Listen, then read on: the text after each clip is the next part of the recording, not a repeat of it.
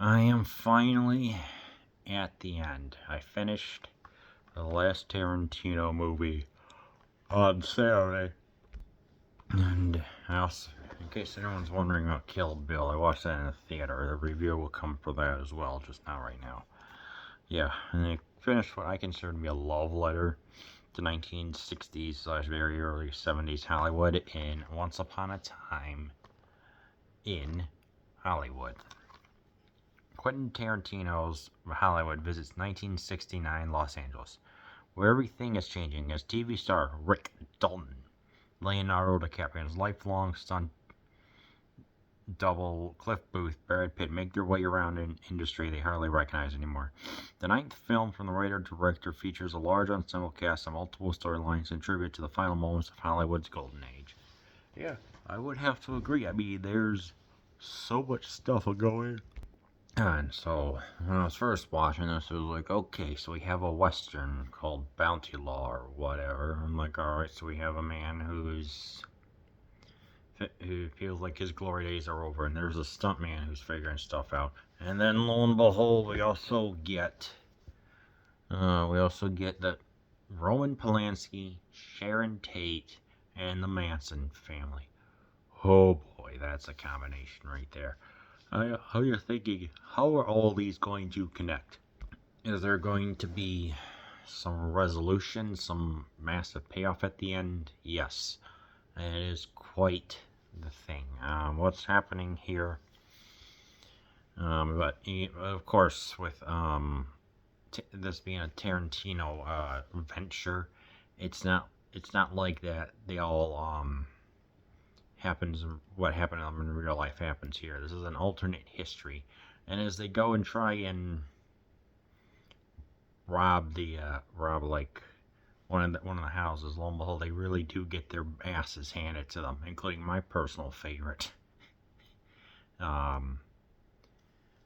a prop flamethrower that actually works, actually manages just to incinerate one of them just alive, and all we just see is a charred cadaver. It was so gruesome, but so great.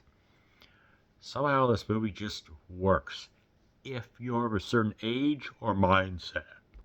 Like, if you understand what was going on back then, you can kind of tell how it was like the joyous 1960s were ending, and then we get into the unexpected 1970s, and you could tell everything that was happening. Of like old styles of TV shows are just starting to drop, and we even have, obviously, like we have the past, Rick Dalton, we have the present, his stunt double, and the future, Sharon Tate, performed wonderfully by Margot Robbie. Oh my word. And it all just works. It's all these separate elements, and you're wondering, what are these separate elements? Well, for the past, where we have DiCaprio, he's playing a man who recognizes that his time is over because he is no longer on the cowboy show. So he's grappling with what his future holds, and he gets a break into making some spaghetti westerns, And yes, these are some of the more comical ones, although pretty cool looking poster art. But then, he's thinking, okay, what is the next step for me? What do I have to do? So he gets lying in western. We get an intense scene when he's talking to a child actor who holds her own very well with DiCaprio, and we got an intense standoff. We get a couple of intense scenes with the western. Of course, for that he forgets his line, goes into his trailer and said, "You effing drunk! You're gonna stop effing drinking." Sergeant has a little drink and throws it out. So that was him just trying to grapple with everything. It was done well. We get quite the sequence with Brad Pitt as he makes his way towards the Manson compound in order to see a friend of his that was drunk, George something or whatever. Not drunk, I'm sorry, blind. He gets to check up and see, but you can already tell all the interesting ways of how the Mansons were, They all stand there in a group silently, which really adds to the tension of will they, won't they? Ultimately, here they don't, but you can just see everything going on of how there was this, one of the members, I forgot her name, who is of legal age, but, was willing to offer road fellatio, also known as fellatio road head. He gets trapped up at the compound, so it's like there is some humor about it, a very dark humor, you know.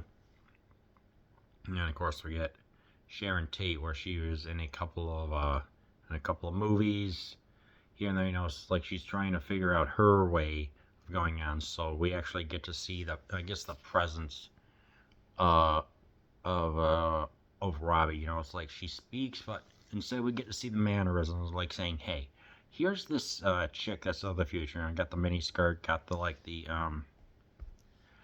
got the boots. I think I would say like a go-go girl or whatever the phrase is. I forgot what style of dress that is, but you've seen it before. She's really well in it, and I'm like, oh dang, yes." But yeah, the same time way we get references to FBI, the Virginian Bonanza, a whole bunch of other ones. This is kind of what feels like it's the ending of certain eras, because the westerns were starting to die down and spaghetti westerns were happening. This was before all the giallos came, so this kind of felt just like pretty much what it is, a love letter to everything going on. So Tarantino really just did like one last hurrah to everything, almost like as if saying, hey, the movies here are the way of the future, with different filming techniques, going through the back lots where everything was being done, and our hero Rick just trying to find his place in the world. So eventually he has a big time conversation with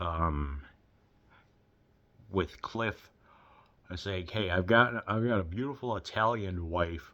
Saying, "Hey, the best way to earn a friendship is to get extremely drunk on an airplane and then have one more drunken escapades at our house." But lo and behold, is also when the Manson family comes in. So everything just ties together really nicely. So for me personally, I heavily enjoyed this, but at the same time, I can see why people would not enjoy this motion picture. One, you have to understand how things were back in the 1960s and 1970s going on in Hollywood. Obviously, you have, like I said, all the westerns dying down, the Italian spaghetti westerns and everything like that. Two,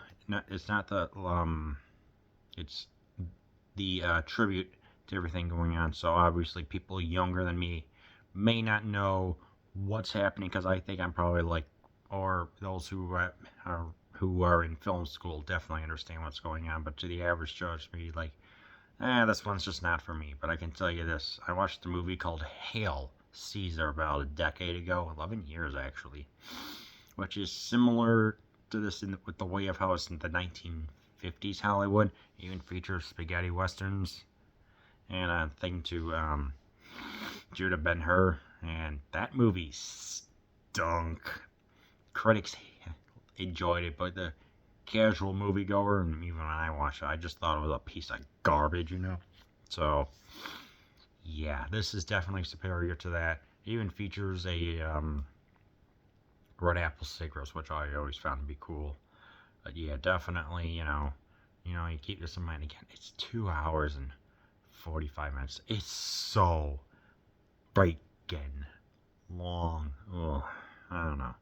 So yeah, obviously, I enjoyed Once Upon a Time. You can even tell it even looks like it's the 1970s. It almost looks like an updated version of American Graffiti. But yeah, ultimately I enjoyed it. But your mileage may vary when you watch Once Upon a Time in Hollywood.